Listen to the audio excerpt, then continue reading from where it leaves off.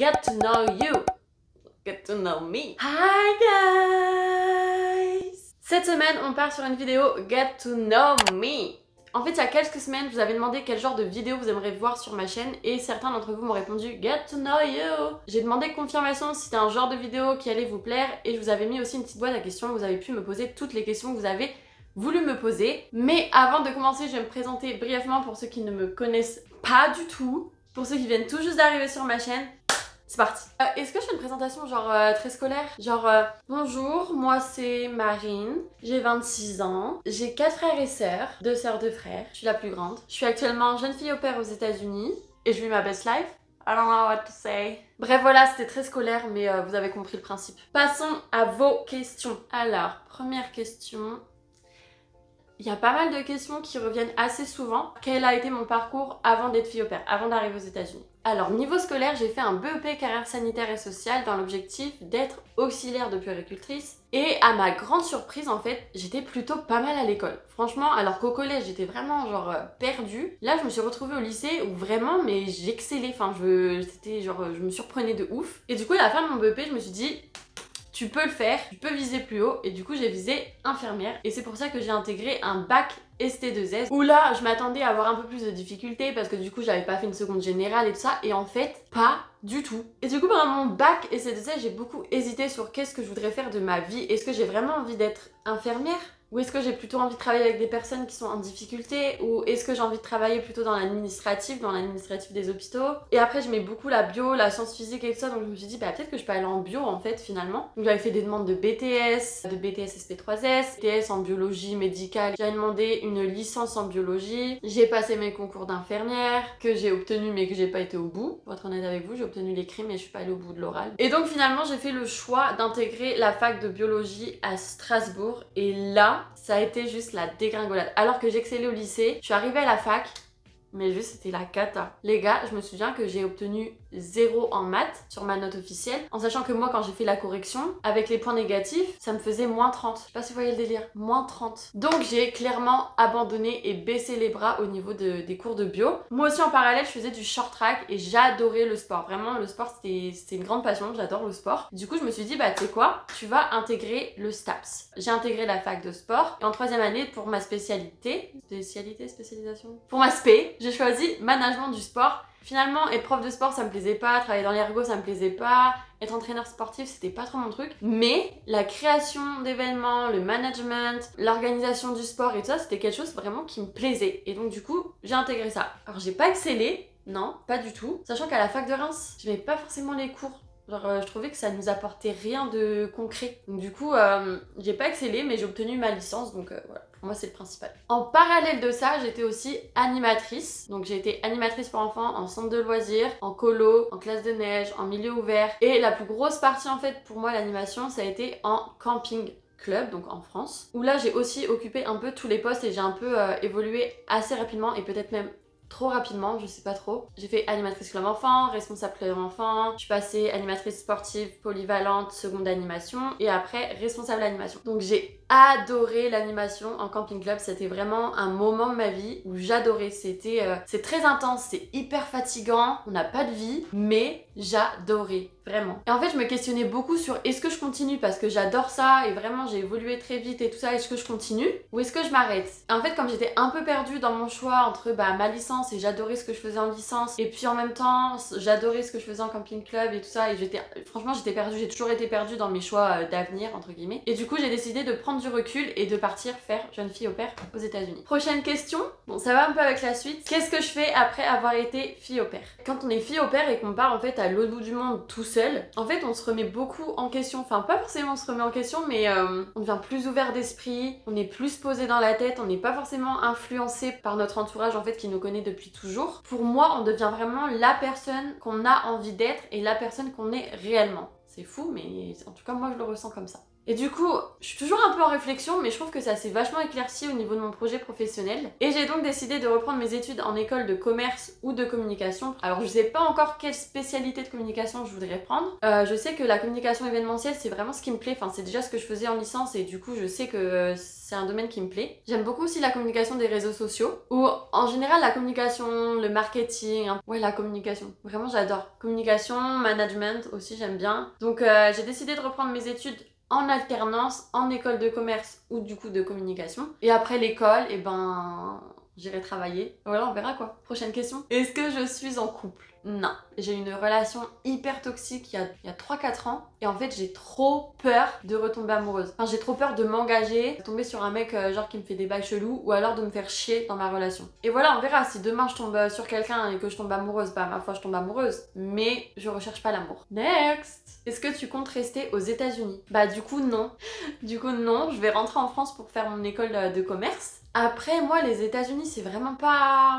J'adore être aux États-Unis, j'adore mon expérience, j'adore être ici, j'adore la mentalité. J'adore la mentalité de beaucoup d'Américains. Mais en Amérique, il y a quand même des problèmes sur le droit des femmes. Tu vois, il y a beaucoup de racisme, enfin, c'est compliqué. Et puis, je sais pas, on a la chance d'être en France et d'avoir un système de santé sociale juste au top. Que ici il y a pas. Ici t'as le cancer, t'as la rue quoi. Vraiment, faut pas être malade en fait. Tu peux avoir un rhume, mais c'est tout hein. Donc voilà, genre il y a des pour et il y a des contre. Genre aux États-Unis, j'adore leur mentalité. C'est vrai que niveau opportunité pour trouver un job et tout, c'est top. Enfin vraiment, c'est là qu'il faut être. Mais comme j'ai dit, au niveau du système de santé sociale, on a une chance de fou en France. Enfin vraiment, on se rend pas compte. Alors après, est-ce que je resterai en France? Ça, je sais pas. Sur une vision à court terme, je serai en France. Et sur un long terme, en vrai, je sais pas. On verra les opportunités de travail qui s'offrent à moi et tout ça. Je suis pas fermée d'aller à l'étranger. Je suis pas sûre des USA par contre. So anyway, I love France. I love ma carte vitale.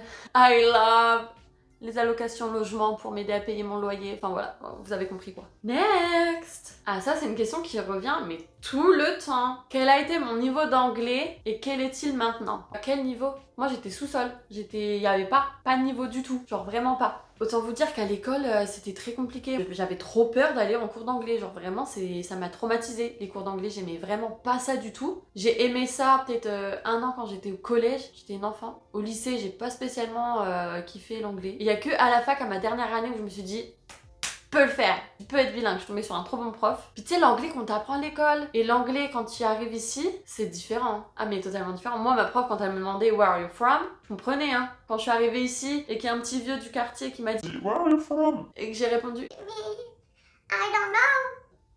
Ah voilà quoi, vous voyez le niveau.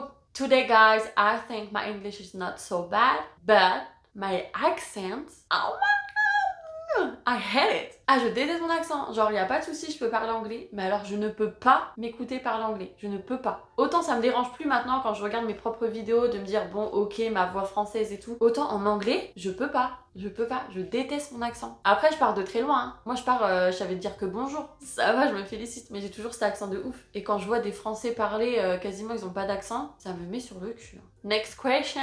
Quels ont été tes voyages? Alors moi, je faisais du patinage de vitesse, du short track. Et du coup, vu que j'étais sur un niveau junior européen, je sais pas si on peut dire ça comme ça, j'ai beaucoup fait de compètes en Europe à l'étranger, mais j'ai pas vraiment visité en fait les pays. Moi, je passais de l'hôtel à la patinoire et de la patinoire à l'hôtel. Hein. En fait, ce que je voyais, c'était la route. Mais je suis allée dans des pays comme la Suède, le Danemark, l'Allemagne.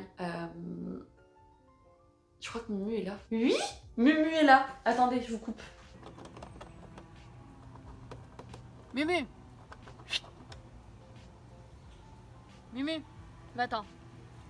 Bon, tout simplement, Mumu, pour ceux qui ne savent pas, pour ceux qui arrivent, Mumu, en fait, c'est un écureuil qui vient me réveiller tous les matins. Et en fait, il ronge les trucs au-dessus de ma fenêtre, en fait, juste au-dessus de ma fenêtre. Et tous les matins, depuis maintenant presque un mois. Depuis samedi, je l'avais pas entendu. Il était pas là. Je me suis dit, mais il a disparu. Et là, il est revenu. Il a dû m'entendre. Il a dit...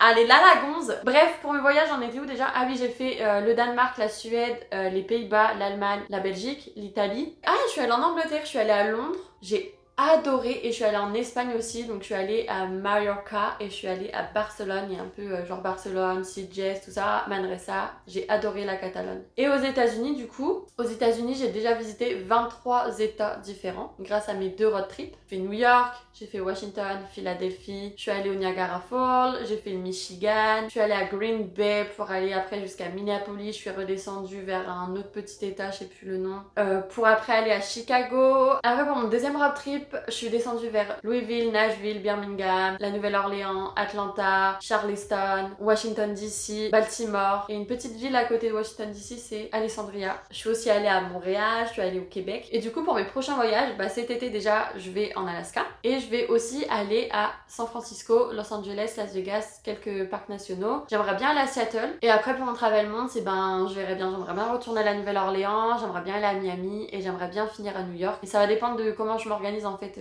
cet été. Et j'ai un rêve de mes voyages, j'aimerais trop faire un safari en Afrique, aller en Nouvelle-Calédonie, dans les îles françaises et tout ça, et le Japon, et faire un road trip en Europe aussi, j'aimerais trop. Next question! Est-ce que tu as rencontré des gens importants? Genre des stars? J'ai pas rencontré de stars, mais j'ai rencontré des gens incroyables, des gens genre ça sera mes amis pour la vie. Déjà Lenny, avec qui j'ai passé littéralement 1 an et 1 an de Covid ensemble, ça a été compliqué vraiment, mais we did it! Non, Lenny, franchement, c'est trop ma bestie, vraiment. Dana, du coup, c'est un lien particulier avec Dana parce qu'on n'a pas forcément traîné ensemble et tout ça. Mais en fait, on est arrivés en même temps et on va repartir en même temps. Donc on a ce lien, en fait, que on vit un peu cette expérience ensemble. Après, il y a eu des tonnes de filles au pair qui sont passées, que j'adore aussi, mais il y en a tellement que je peux pas tous les énumérer, vous voyez le truc. Et en dehors des filles au pair, j'ai rencontré des étudiants français avec qui je me suis super bien entendue, mais avec qui je ne parle plus trop en ce moment. Par rapport au Covid, on a un peu perdu le contact et du coup, bon, bah, chacun a pris son chemin, mais je m'entends toujours très bien avec eux. Des étudiants italiens, espagnols, j'ai rencontré des Américains. En fait, avec le Covid, c'était très compliqué de rencontrer des gens et même encore maintenant, c'est un peu compliqué. Du coup, je me suis mise sur Bumble. Donc, Bumble, c'est une application de rencontre de base, mais ils ont aussi l'option pour rencontrer seulement des amis. J'ai parlé avec beaucoup de filles, mais je suis vraiment restée en bon contact et du coup, j'ai été jusqu'à la rencontre personnel avec 4 filles. 2 filles avec qui, je sais pas, ça n'a pas forcément accroché, donc du coup, bon bah c'est tout, hein. Voilà, c'est... Elles sont gentilles, tout ça, mais on n'avait pas forcément de choses en commun. Une autre fille avec qui, du coup, je parle pas forcément, mais elle m'a fait commencer le pole dance, donc du coup, bah voilà, c'est ma pote de pole dance en fait. Et Anna qui vit à 4 minutes de chez moi, littéralement, et qui m'a fait déjà rencontrer tous ses potes, avec qui je m'entends super bien. Je suis déjà invitée à revenir aux USA, alors que j'y suis encore. Ils m'ont invitée à faire des boat parties. Ils m'ont déjà invitée à aller au ski, bon sauf que du coup je serai en France, mais ils m'ont déjà invitée à aller au ski. Enfin vraiment genre, juste quand je suis dans ce groupe-là, pour l'instant je me sens bien. Alors comment ça va évoluer, je sais pas. Mais je trouve que quand même, c'est en bonne voie. Next question! T'en es où ton projet d'entreprise avec ton host? Avec mon host, on a créé Easy Tasty. Donc de base, c'est son idée. Moi, je suis juste intervenue pour ajouter un peu de moi là-dedans et un peu de l'aider. Bah, c'est plus facile d'être à 2 que tout seul, surtout qu'il est hyper busy. L'idée générale, c'est en fait de créer un site internet de recettes faciles, rapides et pas cher à faire. Simplement qu'il a constaté, et du coup moi j'ai constaté aussi, qu'en Amérique c'était très compliqué de manger sainement, en sachant que c'est plus facile quand t'as pas le temps, que t'aimes pas cuisiner, que t'as pas d'argent, d'aller au McDo ou à Wendy's ou tous ces junk food, alors que finalement tu peux très bien cuisiner pour pas grand chose et plus équilibré. Mais ça en fait, y a pas... ils ont pas forcément cette culture, et genre eux, leur gouvernement, ils vont pas leur envoyer des messages constamment au niveau publicité, en mode ne mange ni trop gras, ni trop salé, ni trop sucré, pratique une activité physique tous les jours, ça, non pas du tout, ils vont te vendre McDo. Donc voilà, on s'est inspiré de ça et on s'est dit ça peut être super intéressant de créer un site internet où tout le monde peut partager sa recette ou trouver des idées. Donc le site internet c'est easytasty.net, vous voulez aller voir si vous voulez vous enregistrer. Où on en est, on essaye de commencer les réseaux sociaux, mais autant vous dire qu'on est à 0. Tout simplement parce qu'on recherche une communauté américaine et que moi ma communauté bah elle est française. Et lui dans sa communauté en fait c'est des boomers, les réseaux sociaux c'est pas leur truc. Du coup on part vraiment de 0, mais petit à petit on y arrive. Next question! Est-ce que tu as un souvenir à Mayotte Vacances? Mayotte Vacances, c'est un camping dans le sud, dans les Landes. Autant vous dire pour moi, ça a été super compliqué. En interne, ça a été très compliqué à gérer. Je remets la faute à personne. Je me suis beaucoup remise en question après Mayotte. Et en fait, je veux en tirer que des bonnes leçons. Je veux en tirer que des bonnes choses. Je veux juste me dire, ok, j'ai grandi, j'ai appris. Voilà, c'est la seule chose que je veux retenir. Après, un souvenir du coup que j'ai à Mayotte, j'en ai pas forcément que des bons souvenirs. Les spectacles. Les spectacles, c'est toujours un bon souvenir. J'adore faire les spectacles. Et enfin les gars, dernière question. Que signifient les rois du monde? C'est ma collègue d'une saison passée avec qui on avait un super délire sur cette chanson. Du coup, que signifient les rois du monde? Et ben les rois du monde, c'est des gens qui vivent au sommet. Ils ont une super vue. Vu que eux ils sont en haut, ils savent pas ce qu'on pense de en bas. Ils savent pas qu'en fait, c'est nous les rois. Ils ont tout ce qu'ils veulent, mais ils sont seuls. Et du coup, qu'ils sont seuls, bah ils s'ennuient. Ils s'ennuient. Alors que nous, en bas, bah, on danse toute la nuit. Enfin bref, j'espère que vous en savez un petit peu plus sur moi. Et si c'est pas le cas, vous pouvez toujours m'envoyer un message, me mettre un commentaire, tout ce que vous voulez. Sur ce, à la semaine prochaine!